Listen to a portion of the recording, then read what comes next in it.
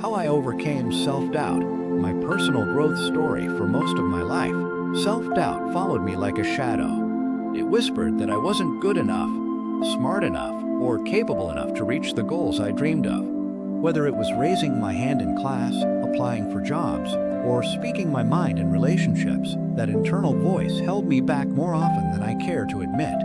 I used to compare myself to others constantly.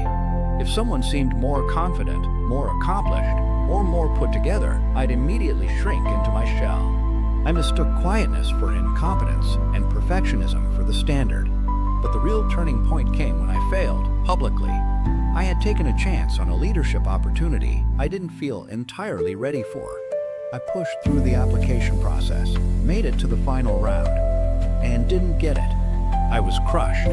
But strangely, that disappointment sparked something inside me. I realized that I survived. The world didn't end. I wasn't humiliated. People actually admired me for trying. From that point on, I started to shift my mindset.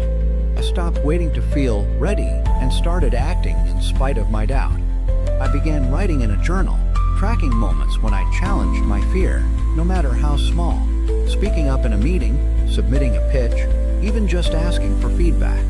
Every little victory became proof that my doubt didn't define me.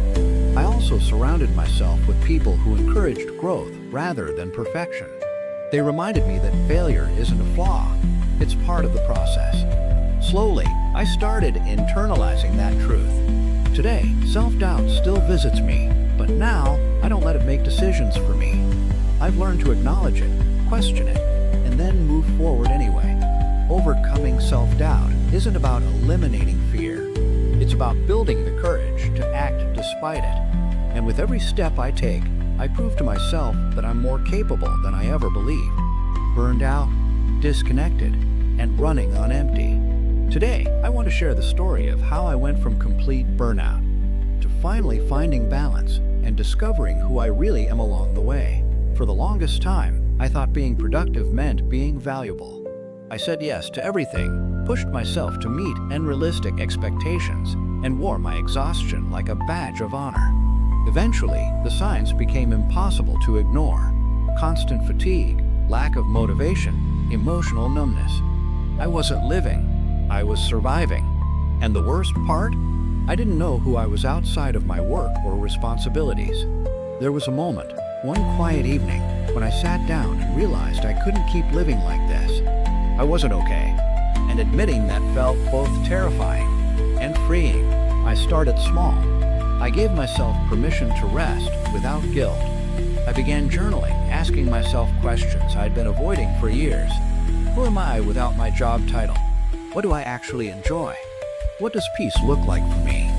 I learned to slow down, to set boundaries, to listen to my body, and to unlearn the belief that my worth depends on how much I do. What I discovered surprised me. Balance doesn't mean doing less. It means doing what matters. Rest isn't laziness, it's necessary. And self-worth? It's not earned. It already exists within you. I still have moments where I feel overwhelmed, but now I recognize the signs early. I check in with myself.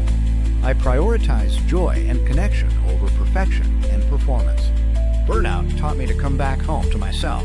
If you're watching this and you're feeling burned out, I want you to know you're not alone, and it can get better.